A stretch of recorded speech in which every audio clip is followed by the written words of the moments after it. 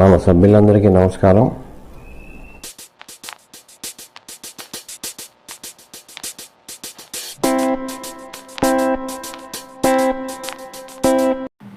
Hi friends, this is Sadev Varma.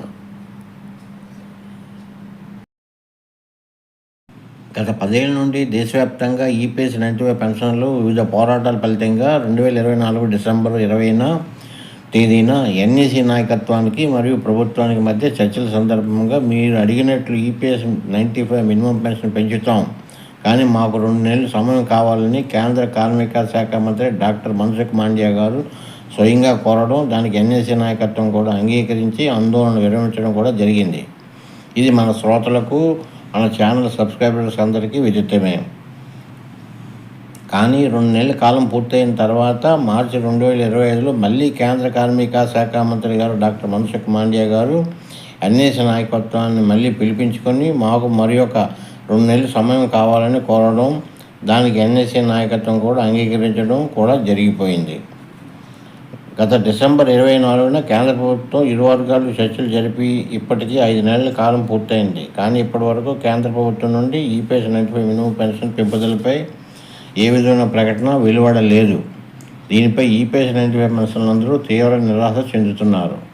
కేంద్ర ప్రభుత్వం NEC నాయకత్వానికి మభ్యలో పెట్టి దేశవ్యాప్త ఈపీఎస్ పెన్షన్లతో ఆటలాడుకుంటుందని అనిపిస్తుంది. ఇది సరైన పద్ధతి కాదు. కేంద్ర ప్రభుత్వానికి ఇచ్చిన గడువు కూడా అయిపోయింది. కేంద్ర ప్రభుత్వం ఈపీఎస్ 95 మినిమం పెన్షన్ పెంపుదలపై గతంలో చర్చల సందర్భంగా ఇచ్చిన మాటను నిలబెట్టుకొని వెంటనే అధికారిక ప్రకటన చేయాలని దేశవ్యాప్త ఈపీఎస్ 95 పెన్షన్లందరూ డిమాండ్ చేస్తున్నారు. లేదా ఇచ్చిన మాట నిలబెట్టుకోవడంలో కేంద్ర ప్రభుత్వం విఫలమైనందున తిరిగి దేశవ్యాప్త ఆందోళనకు మేము సిద్ధంగా ఉన్నామంటున్నారు ఈపీఎస్ పెన్షనర్లు. మరి ఎప్పటిలోగా ఈ సమస్యలను పరిష్కరిస్తారో అన్నది వేచి చూడవలసి ఉంది.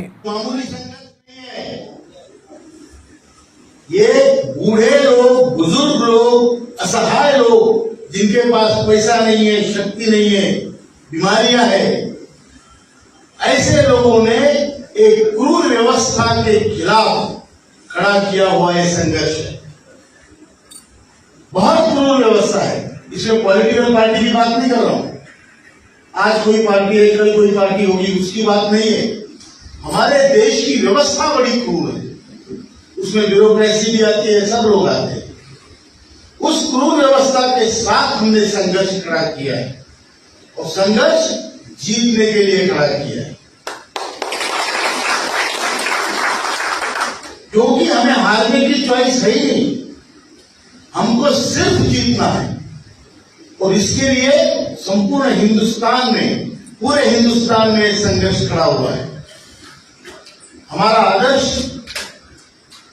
इतने गरीब लोग, असहाय लोग, बूढ़े लोग और सिस्टम इतनी बड़ी क्रूर कठोर, उससे कैसे लड़ पाएंगे? तो हमारे सामने आदर्श है। प्रभु श्री रामचंद्र एक वनवासी थे।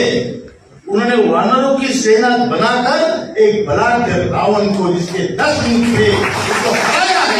उन्होंने सोने की लंका जिसकी थी, उसको हराया है। जब वो वानरों को साथ में लेके कर सकते हैं तो हम इंसान हैं, बराबर ही नहीं? इंसान है, हम लड़ नहीं सकते? बिल्कुल लड़ सकते हैं। और इसीलिए ये संघर्ष पिछले 8 से 10 साल से अविरत जारी है। मैं आपको बता दूं, बुल्ढाना में जहां से मैं आता हूं वो हमारे एनएससी का हेडक्वार्टर्स है। उसमें पिछले 6.5 सालों से दिन रात अनशन चल रहा है। 50 लोग, 100 लोग डेली वहां पे उपवास करते हैं। इतना बड़ा संघर्ष शायद भारत में कभी हुआ होगा। लेकिन आज हम लोग अपने अस्मिता के लिए लड़ रहे हैं।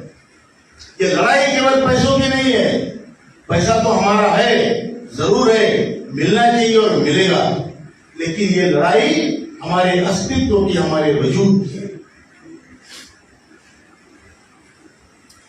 हमने पैसा जमा किया है हर महीने 417, 541, 1250।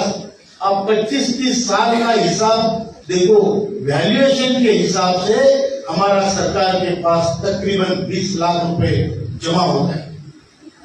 20 लाख रुपए मेरा जमा है, वो वापस कभी नहीं मिलेगा, वो वापस कभी नहीं मिलेगा।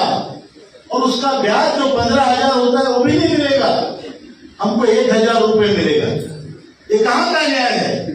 हमारे बूढ़ों को, बुजुर्गों को इस कठोरता में धकेलना, ये कहां की व्यवस्था है? हमारा देश जिसमें मातृ देवो भव, पितृ देवो भव, गुरु देवो भव की संस्कृति है, उस देश में, उस देश का बूढ़ा बुजुर्ग माँ बाप भूखा रह रहा है, बाकी लोगों को चाहे भूखट में बांट रहे हैं। बराबर है कि झूठ है? बराबर है, बराबर है कि झूठ है? बराबर है। और इसीलिए संघर्ष है। मैं क्या चाहता हूं, हम कोई राजमहल नहीं चाहते, हम कोई मुकुट नहीं चाहते, हम चाहते हैं कि अगर मेरी पोती, मेरे पोता, मेरा नातू मेरे पास दौड़ के आ जाए तो उसको मैं 100-200 रुपए दे सकूं। ये दादा होने का मेरा अधिकार है, मैं उसका दादा हूं और उसके लिए पैसा उसको देना जरूरी है। अगर मेरी बहन बुढ़ापे में मेरे घर आती है तो उसको 500 रुपए की साड़ी सस्ती वाली देने की ताकत मुझ में चाहिए और ये मेरा हक है। बराबर की झूठ है? बराबर।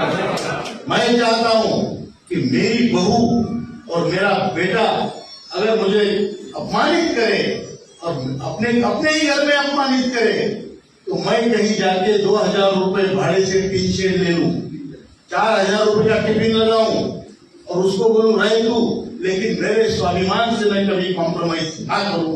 ये मेरा हक है, ये मेरी मांग है। आपकी लड़ाई सीधी साधी लड़ाई नहीं है।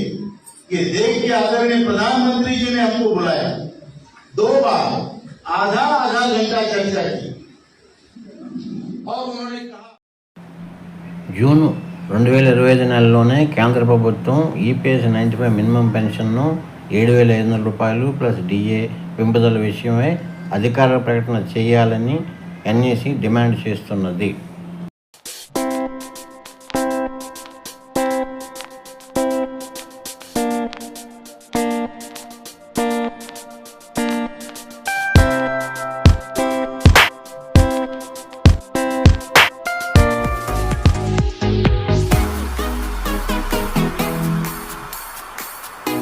Let us hope for the best.